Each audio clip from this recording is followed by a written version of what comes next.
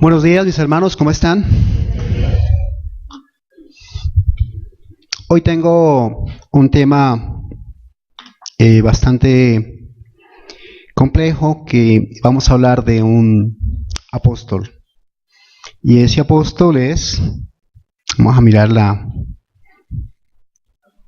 al contrario, ok, es el apóstol Judas Iscariote. Y pues les comento, he estudiado bastante el tema y espero que me acompañen en este estudio de este discípulo del Señor que fue escogido como apóstol y finalmente, como dice la palabra, le entregó. Es un tema que ha intrigado a la iglesia durante muchísimos años y pues mucha gente ha escrito sobre él y se ha escrito muchísimas cosas, mis hermanos. Por eso, digamos, para no hacer largo el sermón y para estar, digamos, bien centrado en la exactitud, en la cercanía del Evangelio, voy a omitir algunas versiones y voy a tratar de estar bien pegado a lo que dice el Evangelio. Sin embargo, voy a también a tratar de entrar un poquito en la mente de él y ver qué había en su mente cuando él decidió entregar al Señor. Bueno, hermanos, vamos a comenzar con lo primero. Lo primero es mirar el trasfondo. La vuelta, ok, gracias. Listo. Comenzar con el trasfondo de donde predicó el Señor Jesucristo. Y en esto, el curso de CIPEP, en su primer libro, nos da un magnífico estudio, como dice el pastor Héctor, estudiantes de CIPEP, ¿no? Y hablando de Palestina, en los tiempos del Señor, vemos que los habitantes eran vasallos del Imperio Romano. Un imperio romano que traía el orden, pero era un imperio cruel, que tenía unos soldados que, si usted vivía en Palestina en la época del Señor Jesucristo y usted era judío, cuando veía un soldado, lo mejor que podía hacer era correr, irse bien lejos, porque el soldado que llevaba su equipaje perfectamente le decía: bueno, Pedro, qué pena, me ayuda, eso es una ley, me carga el equipaje, 1 kilómetro o 2, y eran odiados. Además, ellos extorsionaban a la gente. Entonces, eran oprimidos por este imperio romano. Además, eran oprimidos por el gobierno local, que era el gobierno de Herodes Antipas, que era un gobierno cruel también, como vamos a ver, y se había ganado el odio del pueblo. Los sacerdotes, las autoridades religiosas, por su parte, también los oprimían con multitud de reglas religiosas: no hagas, no hagas, y cada rito que era necesario celebrar en el templo costaba plata. Aún cuando el Señor Jesucristo fue circuncidado y fue llevado al templo, ellos eran pobres y sacrificaron una palomita. Y sin embargo, todo eso tenía un costo. Y en la época de la Pascua, pues, si tú querías sacrificar un cordero para celebrar la Pascua, tenías que pagar un dinero en la moneda del templo. Era una moneda especial que tenías que cambiarla. Y ellos eran oprimidos por estas autoridades religiosas.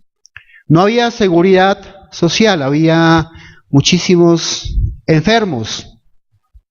Y el Señor sanó a muchísimos, ¿no? El pueblo anhelaba un Mesías. Y pregunta para ustedes, ¿qué viene a su mente cuando piensan en un Mesías, en este siglo que estamos, siglo XXI? Cuando nosotros pensamos en el Mesías, muy bien, pensamos en un Salvador. Pensamos en un ser especial que nos va a salvar y que viene del cielo. Pero ¿En qué pensaban los judíos cuando ellos oían la palabra Mesías, el Cristo, ¿no? Pues lo que esa palabra significa es simplemente el ungido. Y el ungido, a los que se ungía, era a los reyes. Cuando ellos hablaban de un Mesías, ellos pensaban en un rey poderoso que iba a destruir a los odiados Herodes, después iba a librarnos de Roma, ya iba a elevar la nación de Judá a su antigua gloria. Ese era el pensamiento de ellos. Ellos no pensaban como nosotros, como un salvador, sino como un caudillo militar. Por eso, cuando Jesús comenzó a predicar y a sanar enfermos, multitudes de personas siguieron a Cristo. Pero lo que ellos pensaban, lo que había en su mente, era que Él era un rey guerrero que había llegado. Muy bien. Es necesario entender, hermanos, que en la etapa de la predicación de Cristo hubo más o menos tres etapas. Tres etapas. Una etapa que es el año de preparación, en el cual está Juan Bautista predicando. Jesucristo está entre las multitudes que siguen a Juan Bautista, y allí conoce a sus primeros discípulos, a Pedro, a Juan, a Santiago, a Jacobo. Los conoce allí. Hay un año de popularidad, en el cual el Señor Jesucristo comienza abiertamente a predicar. Y dice, el reino de los cielos se ha acercado. Y empieza Él a hacer muchísimas señales, muchísimos milagros. Y dice la Escritura que muchísimas personas empiezan a seguirlo. Pero la Biblia habla de multitudes. Y algunos solo van por los milagros y se van, pero otras personas, muchos, llegan a ser discípulos de Él. No solo eran 12, eran muchísimos los discípulos del Señor. Y de todos estos discípulos, después el Señor escoge a 12 especiales. Y hay un año de pasión en el que las autoridades religiosas abiertamente quieren matar a Cristo. Y muchos discípulos se desilusionan y abandonan a Cristo. Ese es el trasfondo. Y en el año de popularidad, justo en el año de popularidad, es cuando el Señor, cuando hay muchísimos discípulos, que Él escoge a los 12, ¿cierto? Y ahí tienen ustedes la lista. Está Pedro, está Andrés, está Jacobo, Juan, Felipe, Bartolomé, Mateo, Tomás, Jacobo, Simón, y está Judas, hermano de Jacobo, y Judas Iscariote, el que le traicionó. Y la Escritura dice que cuando Él escogió a estos 12, el Señor fue al monte y estuvo orando toda una noche. Él le pidió a Dios guía para escoger sus 12 discípulos. Y Él cuando lo hizo guiado por el Espíritu Santo. Y Dios escogió a Judas. Y cuando Él lo escogió, vio cosas buenas en Él. Vio en Él esa capacidad de llevar a cabo la misión de los apóstoles, como dice Mateo 10, que a los discípulos, a esos 12, Dios les dio poder dice que todos los demonios, les dio poder para sanar enfermedades y les dio poder para predicar el reino de Dios. Y Judas, con los 12, estuvo predicando por toda Galilea. Si usted hubiera estado en esa época, hermanos, en algún pueblo, por allá en Galilea, de pronto hubiera llegado un hombre a predicarle, arrepiéntete, el reino de Dios se ha acercado. Y de pronto, si estabas enfermo, te hubiera puesto las manos y hubieras sido sanado, y esa persona era Judas Iscariote. Era un discípulo del Señor que comenzó muy, muy bien. Muy bien, vamos rápidamente, pero poco a poco, hermanos, empieza como a surgir una oposición al Señor Jesucristo. Y el pueblo, como les hablaba al principio, no entiende quién es el Señor. Y hay un punto culminante en los evangelios, hermano, y es la alimentación de los 4,000. Voy a ir rápidamente. Ustedes conocen la historia. Hay mucha gente que está siguiendo al Señor y están junto al lago de Galilea, de Tiberíades, allá este lago, y la gente tiene hambre, es tarde. Y el Señor dice, bueno, hay que darles de comer. Y el apóstol dice, bueno, es que un salario de un año no alcanza para darles de comer, que se vayan. Y el Señor dice, bueno, ¿qué hay, no? Y alguien trae dice la Escritura, 2 pececitos, 6 panes, y dice que el Señor oró y dijo, repartan de la canasta. Y hubo un milagro extraordinario, empezó a salir pan y pescados, y fue tanto la cantidad que la gente comió, quedaron llenos, y simplemente sobraron 12 cestos, dice la Escritura. Imagínese usted como discípulo del Señor. Cualquiera de ustedes que hubiera estado, qué orgullo, ¿no? Qué sentido de alegría usted repartiendo esos peces y estaba usted ahí con ese Señor Jesucristo tan poderoso, ¿cierto? Usted es amigo de esa persona tan poderosa que hace milagros. Y la gente que esperaba este Mesías, la gente que estaba terriblemente ofendida con Herodes Antipas, ¿saben por qué estaban ellos ofendidos con él? Porque él había hace poco asesinado a Juan Bautista, lo había decapitado en una fiesta impía, en una cosa mala. Él había asesinado a Juan Bautista y la gente estaba ofendida. Y la gente quería un libertador. Dice que aquellos hombres, viendo la señal que Jesús había hecho, dijeron, este verdaderamente es el profeta que había de venir al mundo. Y dijeron, vamos, lo reunimos con él todos, lo elegimos rey, no dejamos que se vaya, y comenzamos la revolución, ¿cierto? Primero Herodes, después Roma. Y pues el Señor entendió lo que iba a pasar y dice la Escritura que él simplemente se retiró al monte solo. Imagínense la emoción de la gente y luego, ¿qué palabra uso? La desinflada, tan difícil, ¿no? Esa decepción tan grande de que él se había ido y rehusó ser un rey. Hermanos, porque es que el reino de Dios, y eso lo explica muy bien el curso de CIPEP, hermanos, es un reino espiritual. Es un reino que está actuando en aquellos que aceptan al Señor Jesucristo. Es un reino que ya está en aquellos que hemos decidido poner a Cristo en el trono de nuestro corazón. Y es un reino, hermanos, que va a estar plenamente en el futuro. Pero este reino, hermanos, de Dios, no tiene nada que ver con la política, ni con los deseos de poder de este mundo, con lo actual. No quiere decir que Jesucristo no se preocupe por los necesitados, por los pobres, sino que Él está haciendo una obra con sus hijos en este momento y le está llevando a cabo un plan.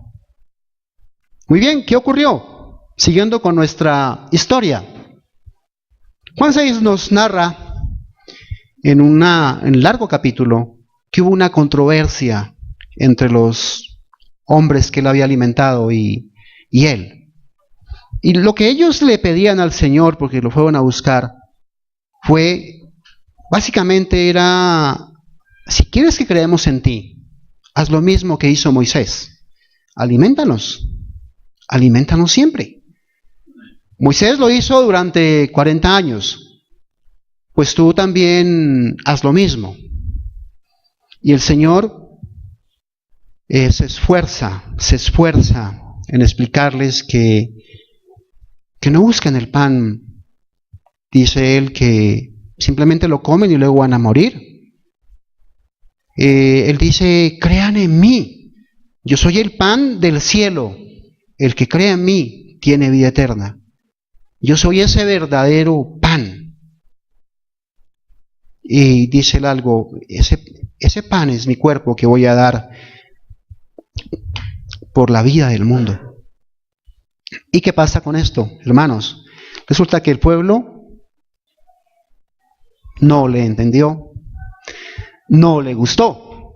¿Por qué, hermanos? Porque es que a veces a nosotros nos gusta es que nos sanen las necesidades inmediatas.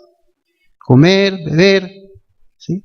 Y el Señor dijo, pues no solo de pan vive el hombre, sino de toda palabra que sale de la boca del Eterno.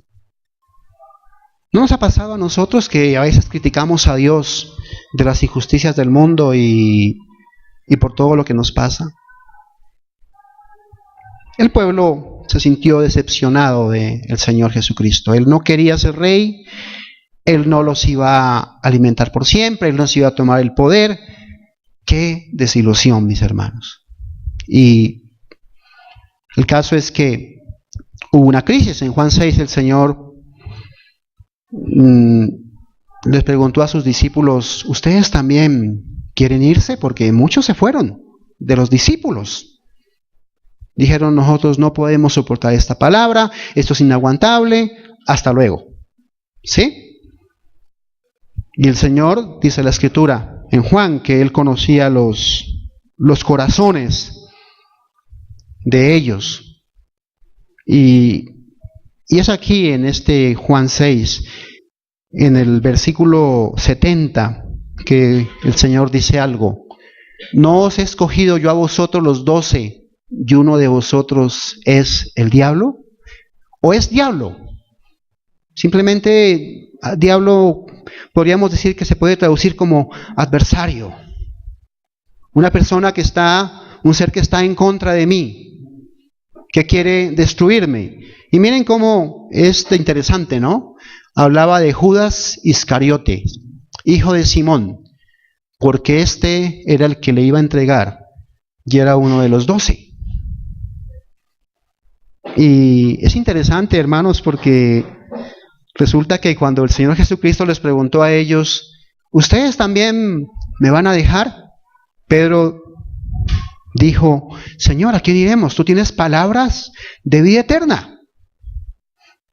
Pedro tampoco entendía mucho, pero ¿saben qué tenía Pedro? Una fe inmensa en el Señor Jesucristo. Y eso era lo que pedía el Señor. El que cree en mí, decía él, el que cree en mí es el que come ese pan del cielo y es el que tiene vida eterna. Y Pedro, en su sencillez, tal vez no tenía mucho conocimiento porque lo vemos teniendo dificultades después, pero él tenía una fe inmensa en el Señor. ¿A quién iremos?, dijo Pedro. Tú tienes palabras de vida eterna. Eres el Cristo, el Hijo del Dios viviente. Gran fe de Pedro. Y se contrasta, hermanos, con Judas Iscariote, que en este momento su corazón había cambiado. Y dice que era diablo, era un adversario. Algo había pasado en el corazón de Judas en este momento. ¿Qué fue? ¿Qué le pasó a Judas? Pensemos un momento, hermanos. ¿Qué le pudo haber ocurrido a él? ¿Se desilusionó, quizá? Qué oportunidad tan inmensa, ¿cierto? 4,000 personas que me quieren elegir rey para hacer una revolución, para hacer un cambio, y el Señor dice que no, simplemente se pierde, ¿cierto? ¿Cómo se sentirían las personas? ¿Cómo se sintió Judas en este momento? Y estoy en este momento investigando, estoy un poquito especulando porque no puedo entrar en la mente de él, pero quizá en este momento él se sintió muy desilusionado,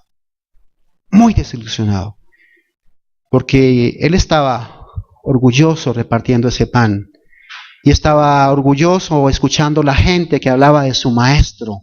Lo vamos a hacer rey, lo vamos a hacer rey. Con él sí podemos producir el cambio.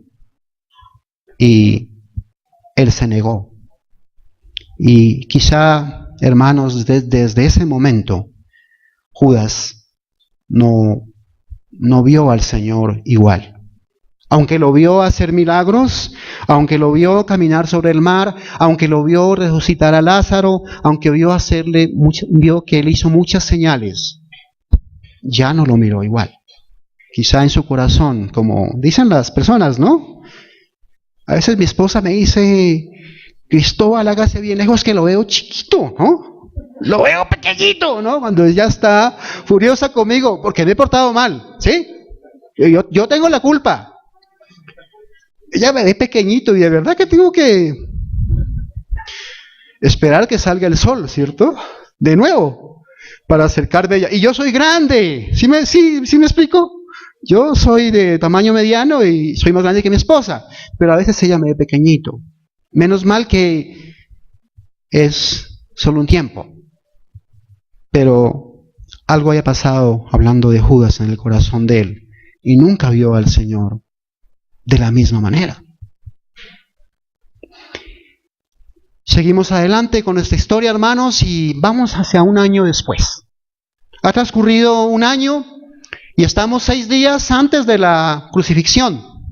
Estamos en Betania. El Señor ha hecho un milagro muy grande. ¿Saben cuál es el milagro?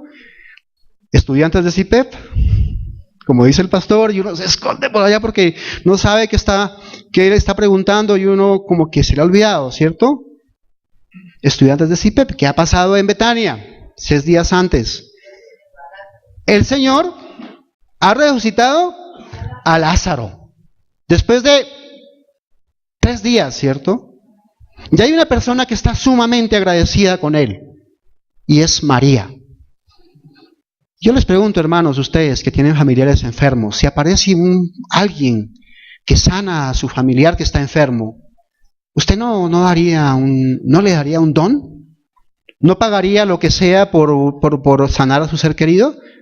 Pues sí, es lo que hacemos. Cuando se enferma nuestra esposa, nuestro hijo, quien sea, nosotros damos lo que sea para que esa persona sea sana. Y si estamos agradecidos, hermanos, damos un regalo. Yo tengo a Arturo, mi hijo, y él trabaja en una clínica en Bogotá. Y él a veces llega a la casa con dulces, llega a la casa con dulces caros, y pues se los regala a mi esposa y pues yo comparto con ella, ¿no? Es mi deber, es mi derecho, mejor dicho. Porque hay gente agradecida, hermanos. Y dice la Escritura que María tomó una libra de perfume de nardo puro, de mucho precio, y lo ungió a los pies del Señor, y los enjugó con sus cabellos, y la casa se llenó de perfume. Y los evangelios dicen que todos los discípulos murmuraron, pero hubo una persona que fue la que comenzó esa murmuración. ¿Y saben quién fue? Pues Judas Iscariote. Él dijo, a mí me parece es un derroche. Ese perfume se puede vender.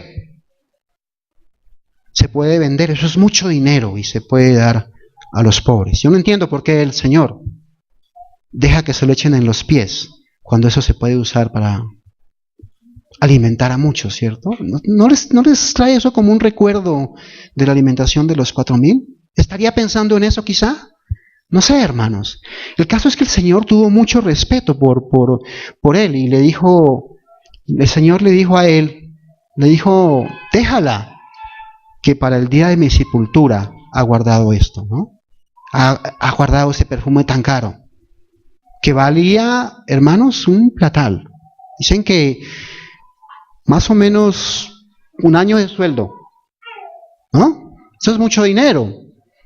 Y el caso es que el Señor dice a los pobres, siempre los tendréis, siempre los podréis ayudar, pero yo no estaré siempre. Y curiosamente, hermanos, en los escritos, después de este momento, pareciera que Mateo nos dice, es en ese momento que Judas decide entregar al Señor. Porque aquí han pasado 6 días, pero Por más o menos 2 días, Judas decide hablar con los sacerdotes para entregar al Señor, pero es en este momento que él como que ya definitivamente su corazón entra totalmente en tinieblas y decide entregar al Señor. Y ustedes saben la historia. 2 días antes, Judas buscó la forma de hablar con los sacerdotes y entrega al Señor. Los sacerdotes no estaban, no estaba como en los planes de ellos matarlo en ese momento porque había mucha gente y tenían temor al pueblo, porque algunos apoyaban a Jesús, pero esta acción de Judas Iscariote de entregar al Señor por una cantidad de dinero les agilizó las cosas, mis hermanos, porque les facilitó tomar al Señor Jesucristo.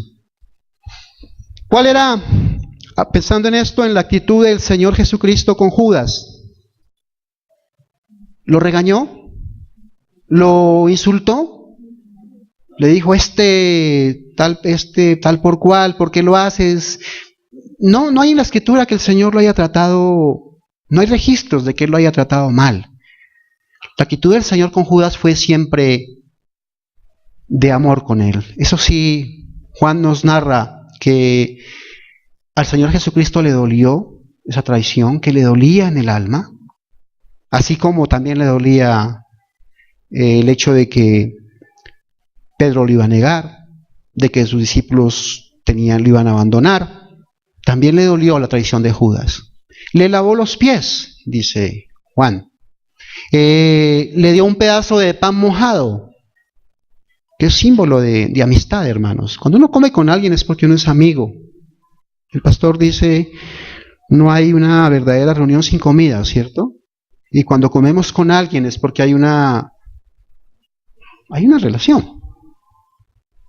Definitivamente, hermanos, si uno come con alguien es porque es amigo. Y también dice la Escritura que le llamó amigo, un término muy especial y afectuoso. Y quiero decir algo en este momento, hermanos, y es que el Señor jamás, el Creador jamás influyó en Judas para hacerlo actuar mal. La escritura que leyó la pastora Paulina al principio de los servicios es que el Señor no tienta a nadie, ¿cierto? Él no tienta a nadie. Somos nosotros cuando pecamos que nos dejamos arrastrar por nuestras concupiscencias, lo que nos atrae, lo que nos gusta, lo que nos parece agradable. Y en Judas, Dios dejó que su libertad actuara en él. Obviamente, la grandeza de Dios está en que él estaba llevando a cabo su plan, mis hermanos. Al entregar al Señor, Judas estaba también, aunque él no lo sabía, ni pretendía eso, estaba participando con una traición en la obra de nuestra salvación. Y ahí vemos a Judas, hermanos. Qué triste, ¿no? En compañía de los enemigos de Jesús. Y dice la Escritura que él fue con una turba de gente, con garrotes, con palos, y que él iba delante de ellos hacia el sitio donde estaba el Señor, en Genezaret, porque él conocía el sitio, y él se acercó al Señor, y simplemente con un beso lo delató. Y el Señor, como dice la Escritura, le dijo, amigo, ¿a qué vienes, no? O le dice, con un beso entregas a tu Señor, Judas. Qué tristeza, ¿no, hermanos? Cuando vemos a un hermano que de pronto estaba en armonía y de pronto lo vemos en el lado de los enemigos. ¿No les parece eso fuerte? Es difícil. Yo he pensado en esto mucho y me parece esto muy complicado para este Judas que al principio estaba predicando con los discípulos y ahora estaba con los que lo estaban tomando preso. Y quiero hablar del final de Judas, hermanos. Ustedes saben, ¿cierto? Judas, dice la Escritura que cuando él vio que lo habían entregado a Pilatos, algo pasó en Judas. Ahí él reaccionó. Y Judas dijo que él cuando vio que le habían entregado y cuando vio que era condenado a muerte, volvió arrepentido las 30 piezas de plata a los principales sacerdotes y a los ancianos, ¿no? Y aquí hay una palabrita para los que les gusta el griego, ¿no? Y es que la palabrita es, para el arrepentimiento de Judas, es metamélesis, ¿no? Que quiere decir que él sintió un remordimiento, algo que le, ¿sí? Muy diferente, hermanos, de la palabra griega metanoia, que significa convertirse, arrepentirse de veras, de verdad, arrepentirse de corazón. Parece que Judas, hermanos, sintió arrepentimiento, pero sintió un arrepentimiento de que las cosas no habían salido como él había pensado, quizá. De nuevo estoy tratando de entrar en la mente de Judas. Pero miren algo que quiero que ustedes noten en este momento. Él dice, he entregado sangre inocente, ¿cierto? Judas está con remordimiento, la escritura dice arrepentido. Miren la actitud de los sacerdotes. Ellos le dijeron, ¿qué nos importa? Allá tú. Qué contraste, ¿no? Este hombre que ve que ha cometido un error con unos sacerdotes que no les importa, que no se arrepienten y que simplemente que no se sienten culpables de nada y que siguen adelante con su plan de matar al Señor. Tengo una pregunta, ¿no? ¿Por qué? Y la tengo en blanco. ¿Por qué él traicionó al Señor, hermanos? Piensen un momento, hermanos. He tratado de decir algunas cosas. He dicho que él se desilusionó, que él vio al Señor pequeño, ¿cierto? Que él dijo, bueno, si sigo con este Señor, lo único que voy a conseguir es que me maten también. Bueno, ganémonos una platica, ¿cierto?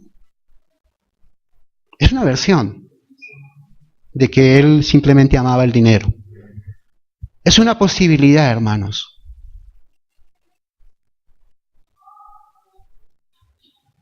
Judas, al igual que muchos, se desilusionó. Y en el anuncio que el pastor hace de este tema en la iglesia menciona, si ustedes lo han escuchado, que el Señor caminó con unos discípulos después de su resurrección hacia Emaús. Y los sacerdotes y los discípulos les dijo el Señor, ¿qué les pasa? ¿Por qué están tristes? Y ellos dijeron, ¿no has oído de Jesucristo? Hombre poderoso en obras, en milagros, que nosotros pensábamos que iba a restaurar el reino de Israel. Y resulta que no. Resulta que lo cogieron los sacerdotes y lo mataron, ¿cierto? Y aquí estamos como siempre. Y dice que la escritura, que el Señor tomó las escrituras y con los profetas, los salmos, la ley, les fue explicando el verdadero papel del Señor Jesucristo. Y quiero de nuevo mencionarlo. El Evangelio, hermanos, se refiere acerca de el reino de Dios. Y un rey que tenemos, que es el Señor Jesucristo. Es un reino que ya está operando en el mundo. Es un reino que no se mete en las cosas de política de este mundo. Es un reino espiritual. No quiere decir que Dios no se preocupe por la necesidad. Por eso está aquí en la escritura lo que le dijo el Señor a Judas. Los pobres siempre estarán con vosotros. Y es nuestro deber, hermanos, también ver cómo les ayudamos, ¿no? No ser indiferentes. ¿Y qué lecciones sacamos, no? Voy a dedicar un instante a pensar qué lecciones sacamos de todo esto. Miren, vamos a mirar unas. Cuidado con nuestras motivaciones, ¿cierto? ¿Por qué vienes a la iglesia? Es una pregunta. para ser ricos.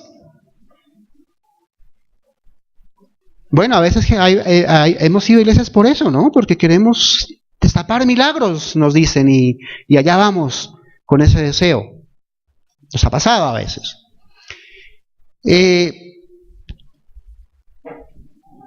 Tengamos cuidado con nuestro descontento o decepción cuando las cosas no salen como yo quería. Ocurre en la iglesia, hermanos. En la iglesia hacemos muchas cosas juntos. Y a veces nosotros queremos hacer las cosas a nuestra manera, o queremos que sean de alguna manera. Pero de pronto ocurre que en la iglesia hay autoridades, ¿cierto? Y de pronto alguien dice, no, yo voy a hacer las cosas de esta manera, y de pronto no nos gusta, ¿cierto? Y eso puede ser una raíz de amargura, hermanos. Aprendamos, mis hermanos, a manejar esto del descontento, a pedirle a Dios que nos dé ese espíritu para entender cuando se toman decisiones que no nos gustan. Sí, lo puede hacer un hermano, o lo puede hacer mi esposa, o lo puede hacer, ¿no? Yo les cuento que en la casa he aprendido ya a no discutir con mi esposa por pequeñas cosas que yo antes discutía. Digo, no vale la pena. La relación vale más. Es más rico, es muy rico estar bien con mi esposa, y en la iglesia dice la Escritura que rico es estar los hermanos juntos en armonía. Cuidado con el amor al dinero, hermanos. Cuidado con esto. Produce multitud de males. Y no tengo tiempo. Pero ustedes saben, simplemente miren los periódicos. Todo el daño que produce el amor al dinero. Todo el daño. Simplemente un ejemplo, pequeñísimo. Un señor se ganó como $6,000 en una demanda. Y la esposa simplemente pagó a unas personas que lo asesinaran para quedarse con el dinero. Es un ejemplo real de cómo el amor al dinero produce males, ¿cierto? Y así muchos. Raíz de todos los males es el amor al dinero, hermanos. Y el dinero bien usado también. El dinero bien usado, cuánto bienestar trae, hermanos. Que Dios nos dé este corazón de usar bien el dinero y de hacer tesoros en el cielo, como dice el Señor Jesucristo. No ignoremos las maquinaciones del diablo. Mire, cuando hablan de Juan Bautista, de Judas Iscariote, los 4 evangelios dicen, entró el diablo. Y desde mucho antes de la cena del Señor, desde el tiempo que les hablaba de la alimentación de los 4,000, Satanás con su actitud le fue dando lugar al diablo, hermanos. No le demos lugar al diablo, hermanos. Cuidado con las rabias, hermanos. Cuidado con los odios. Cuidado cuando sentimos que nuestro corazón se llena de rabia con alguien. Mucho cuidado, porque Pedro dice que Satanás anda como león rugiente, ¿no? Buscando a quien devorar. Y Pablo nos dice, pónganse el escudo de la fe. Pónganse el yelmo de la salvación para que puedan resistir, dice, las flechas de fuego que les lanza el enemigo, que es Satanás, hermanos. Satanás es una influencia en el mundo y él quiere influenciarnos, que nos llenemos de odio, que nos llenemos de rabia. ¿Qué quiere el Señor? Dice, aprended de mí, que soy manso, ¿no? Y que nos dice que nos amemos los unos a los otros. Y una final, hermanos, si pecamos, aun si pecamos y pecamos gravemente, hermanos, todos lo hemos hecho, yo le diría, procure no pecar gravemente, procure que no sea llevado a las autoridades, ¿sí me explico? Procure tenerlo bajo control, pero si pecamos, aun si nuestro pecado es grave, arrepintámonos y volvamos a seguir a nuestro Señor. Judas pudo haberse arrepentido, al igual que lo hizo Pedro, y haber seguido al Señor de nuevo. El Señor siempre lo estuvo esperando con las puertas abiertas, mis hermanos. Bueno, mis hermanos, que eso es todo. Espero que saquemos lecciones de este sermón, hermanos, y que Dios nos dé un corazón, como decía nuestro pastor Héctor al inicio del servicio, en la oración, que nos dé un corazón que seamos llenos de amor, que le demos cabida al Señor Dios y que cada día nos parezcamos a Él. Vamos a orar, mis hermanos. Bendito Dios, te quiero bendecir por tu bondad, por tu amor.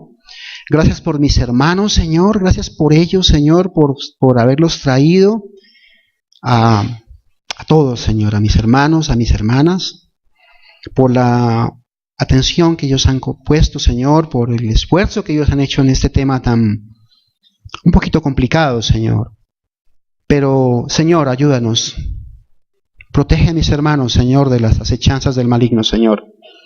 Protégelos, Señor, de los resentimientos. Protégelos de las desilusiones, Señor.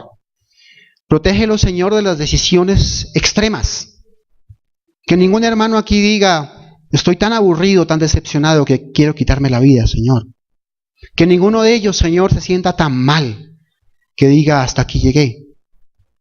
Que ninguno de ellos se aleje de tu amor. Que ninguno de ellos deje de venir a ti, Señor, en arrepentimiento cuando hemos pecado, porque pecamos cada día, Señor.